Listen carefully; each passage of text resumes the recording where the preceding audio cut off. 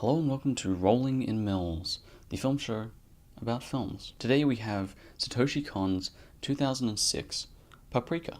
Now, I've only seen Perfect Blue, which is Kon's other work, though I have been meaning to see Tokyo Godfather and Millennium Actress, which I've heard are also pretty good. Though I didn't find Paprika to be quite as good as Perfect Blue. I found Perfect Blue to be quite great for the majority of the film, and then it's kind of rough and a little bit weak in the end, and I had that problem magnified about 10 times in Paprika. So Paprika follows the story of Detective Kagawa, who's a stereotypical cop having nightmares about a case that he's working on. Kagawa seeks help from this girl called Paprika and a DC Mini, which is a device that can record your dreams, and just about everything turns to shit about 10 minutes into the film. So I think the major thing that drew me to this film, or made me aware of this film, was a lot of claims that Inception actually copied many aspects of this film. And they're right in a lot of ways, though not enough that I would say it's like a direct ripoff. Yes, the whole concept of recording one's dreams and the dream world, a lot of imagery, particularly this hallway scene. I mean, it's almost like a direct carbon copy of some of the imagery and some of the ideas, but the overall story is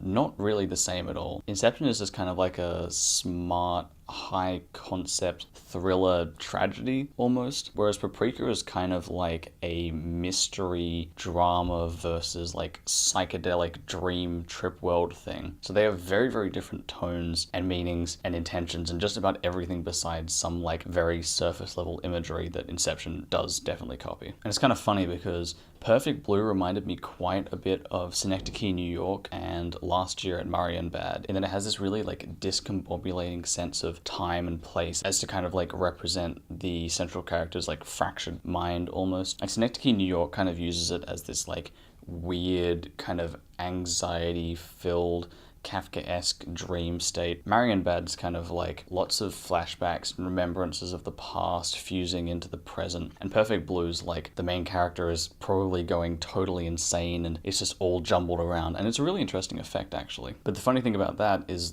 that the ending of Paprika actually reminds me a lot of the ending of Adaptation, and both of those were written by Charlie Kaufman, of course. Though I will note that the ending of Adaptation is actually handled in a very clever and meta way, whereas the ending of Paprika is not so clever at all. And the really sad thing is that this is probably slated to be better than Perfect Blue for me right until the ending. The first act of this is just great, it has a really good pace to it, lots of interesting ideas, characters established, absolutely phenomenal editing. I really got to give credit to Satoshi Kon, because as far as I'm aware, Satoshi Kon actually edited his own films. There's a lot of really interesting techniques used here, a lot of like match cuts between dream sequences, which is kind of interesting and a really nice way to tie them all together. And it kind of functions like a dream actually would. On top of that, a lot of the actual dream sequence imagery here is just, it's wonderful. It's wonderfully animated and it's wonderfully absurd, though I don't think you should really immediately give points to something just for being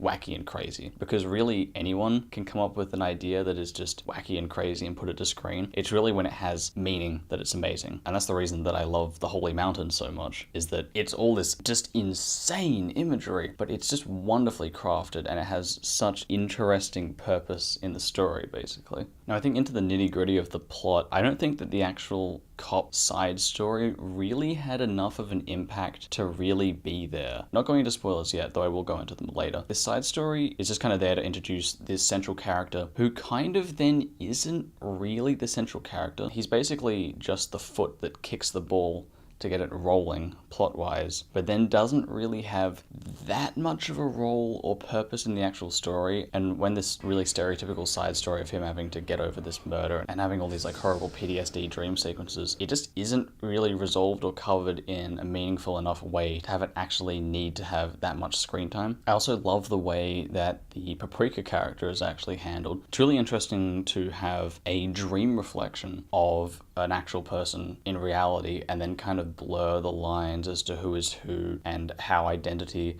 is formed in that, and it's handled very well. Now this is a very minor spoiler here, but there's a scene in which the detective is sitting in a bar in the dream world waiting to talk to Paprika, and he's drinking whiskey and says, such and such, none of this is real, it doesn't matter, I'm not really drinking whiskey here, it's just all part of my mind. And there's this wonderful moment where the bartenders, who are obviously in the dream, just look at him like he's crazy, which is wonderful because the rest of the film later goes and kind of blurs the line between dream and reality and then completely smashes it to bits. But it's kind of interesting to have that idea where the characters in the dream don't realize they're in the dream, and then you could probably extrapolate that into a Plato's cave sort of thing where it's like, do the people in reality realize that they're in a dream? If someone walked up to them and said, none of this is real, then they would look at each other and say, no, of course it is. Thanks, Plato, you've got me worried about my own existence for the rest of my life. And I'll note that while that whole like dream world, what is real and what isn't existential idea is clever and it's actually handled by the film, it's handled pretty poorly, and only at the end, which I've mentioned several times, is not the best. Okay, so I'm going to go into spoilers now. Click here if you do not want to be spoiled, and this will take you to the end of the video where I'll just be giving my general rating, and yeah, heed this warning. Okay, like I've said several times, that ending really let me down.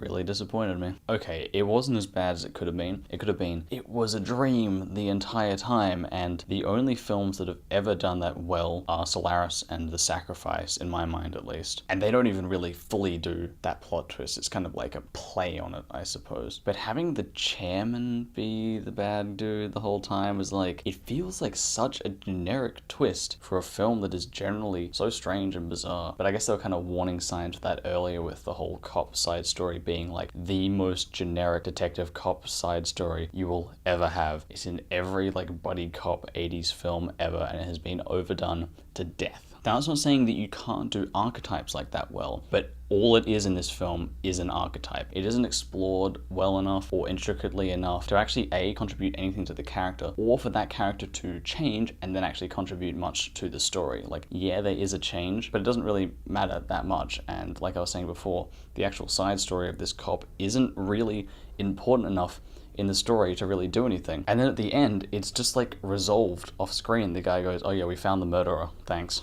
It's like, what? Like, what was the point of that? That was like the inciting event to start the plot, and it just doesn't like mean anything. It's just resolved. It almost feels like the film changed creative teams and then just kind of went to shit, which is why I was saying it reminded me of Adaptation. If you don't know an Adaptation, and this is just like a very general spoiler for that film, but the film is really meta, and there's a part where the central character is actually writing the script of the film Adaptation that you're watching, and he gives it over to basically a hack writer to write the ending of the film, and the ending of the film that you watch is really cliched and generic and crappy, which is really interesting because obviously it's this really weird meta thing where the actual third act of the film that you're watching is affected by the characters writing inside the film, outside the film. With Paprika, obviously that isn't the case. The ending just turns to shit on its own.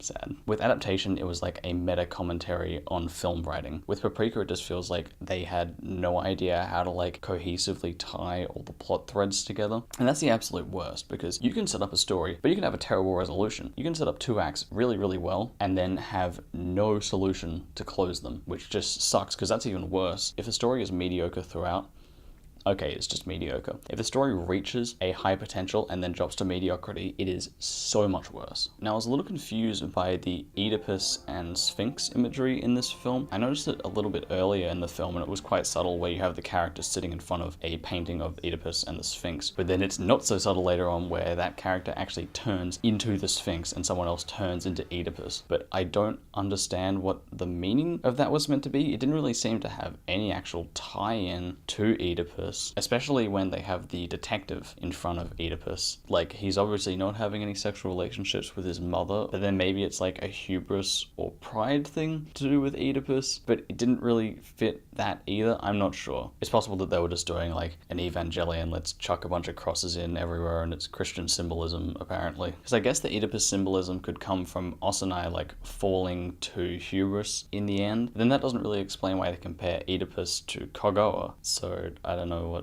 why. You just can't really throw imagery and symbolism around like that without it having a meaning. Though it is totally possible that it has a meaning that I have just completely blanked on and not understood, which is likely the case here. So overall, I'm feeling a 79 on this one, which funnily enough is actually the same score that I give to Inception, of course. I probably prefer this over Inception though. I mean, I think I'm a sucker for the sort of imagery in Paprika. I think Inception generally is just like a pretty solid action thriller, high concept thing, and I do think it's overrated in that people love it a little bit more than it should have credit for, but in no means is it a bad film at all. It's really solid. It's just a real shame that Paprika basically couldn't pull all of its ideas together cohesively, because it does have a lot of interesting ideas, and I do love the whole exploration of the dream world and reality and characters going into a dream world, and it really opens up for a lot of very, very interesting stylistic choices in visuals and editing and cinematography and color, and basically anything in film, or animation in this case. Basically, in my mind, this should have been a story either about a detective dealing with a murder case and having to use some like strange dream machine to solve that, or just simply have Paprika and the dream machine as its own separate story. Kind of colliding them together and crushing them doesn't really work. If you want to watch some animated Japanese films that are brilliant, watch Akira, watch Ghost in the Shell, and watch Neon Genesis Evangelion, and then watch Neon Genesis Evangelion, the end of Evangelion. All those films are brilliant, and I'd recommend them far, far above this one. And that's it. Have a lovely day, and God bless my friends.